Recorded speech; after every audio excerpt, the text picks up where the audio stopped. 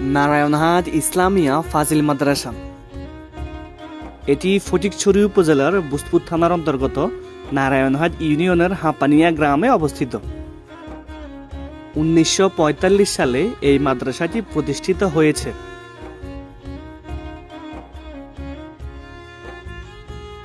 এই মাদ্রাসায় শিক্ষক রয়েছেন 21 জন এবং শিক্ষার্থীর সংখ্যা প্রায় 800। এটি উত্তর ফটিকছড়ির প্রথম এবং একমাত্র ফাজিল মাদ্রাসা।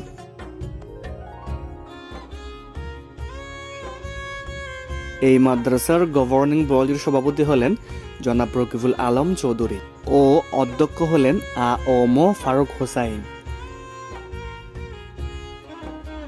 এই মাদ্রাসায় বিভিন্ন শ্রেণী ও বিভাগে পাঠদান হয়, সেগুলো হলো নুরানি, হেফজ, ইবতেদায়ী, দাখিল, আলিম ও ফাজিল।